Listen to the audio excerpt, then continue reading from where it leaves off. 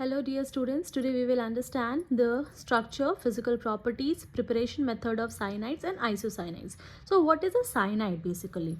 So we define it as the compounds in which an alkyl group is attached to the carbon of a cyanide CN group is called an alkyl cyanide.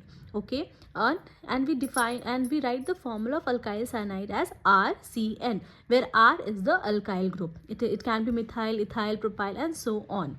Okay, and we put a suffix as nitrile when we write a IUPAC name. For example, we have formula CH3CN. So in common name we call it as methyl cyanide, but in IUPAC we call it as ethane because 1 and 2 carbon. 2 means eth, so it will be ethane nitrile. Likewise here CH3CH2CN, we have this is ethyl cyanide, but IUPAC name will be 1, 2, 3 carbon, so it will be propane nitrile. Likewise, another example CH3CH2CH2CN, that is propyl cyanide, and IUPAC 4 carbon, so butane nitrile. Okay.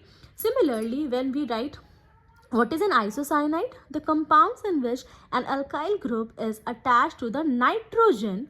Here it is attached to the nitrogen NC.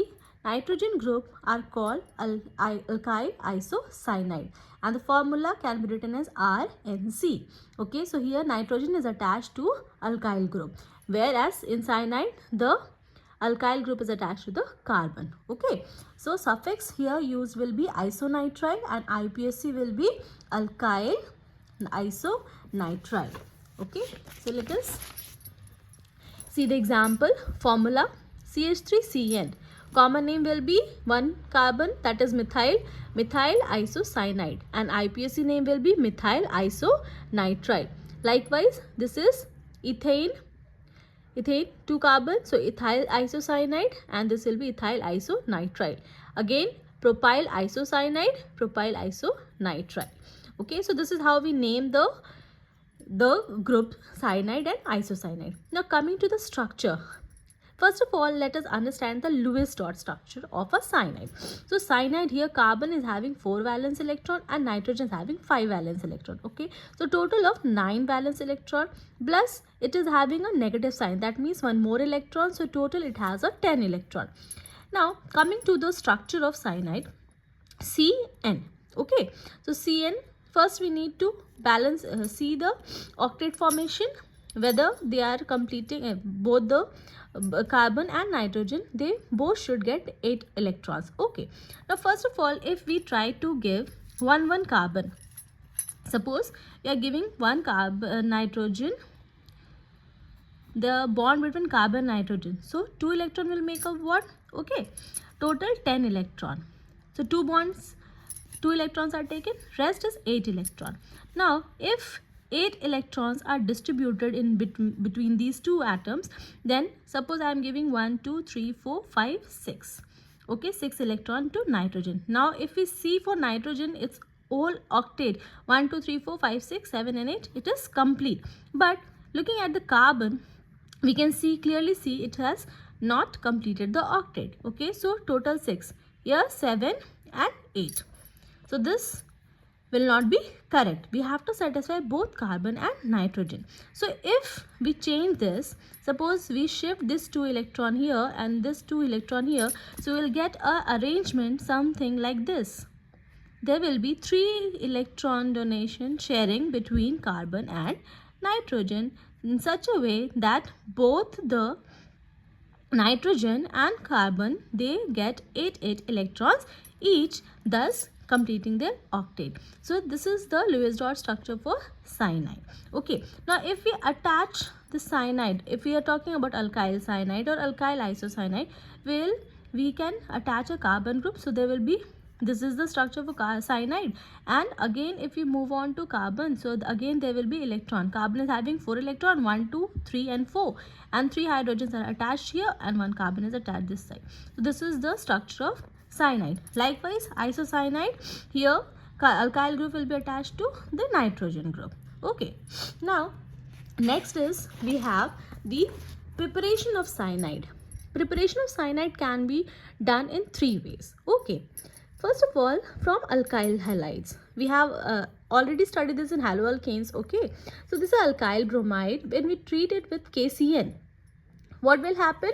K is having positive sign, cyanide is having negative sign. Likewise, here bromine is negative and alkyl group is here. So what will happen? Here from this K plus and Br minus will be taken out and we'll get Ce2H5CN. Okay. So this is first method, which we can do it easily just by the ion exchange. Okay.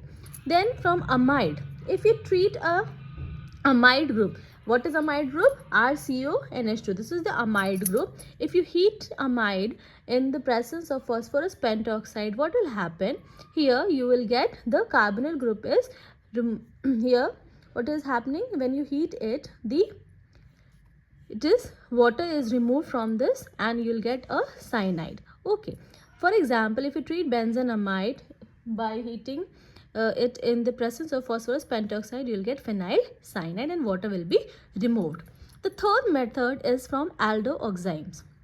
If you treat an aldehyde with hydroxylamine, what will happen? Again, from here we will remove an H2O water and you will get an aldooxime. If you further hydrolyze this aldooxime in the presence of P2O5 or an anhydride, what you will get? You will get a cyanide. So these are the three different methods of preparation of cyanide from alkyl halides, amides and aldooximes. Okay. Now if we talk about next, we will see the physical properties. Now, what is the physical property? First of all, the alkyl cyanides, they are basically stable, neutral substances with pleasant smell. The lower members are colorless liquids at room temperature, whereas the higher members are crystalline solids.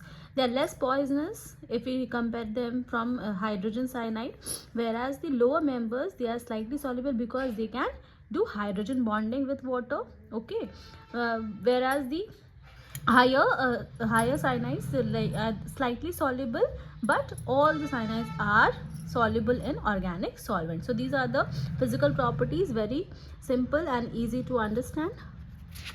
Now coming next to the preparation of isocyanide. Again, we can prepare isocyanide from alkyl halides, okay, by the reaction with alkyl halide and silver cyanide, AgCN.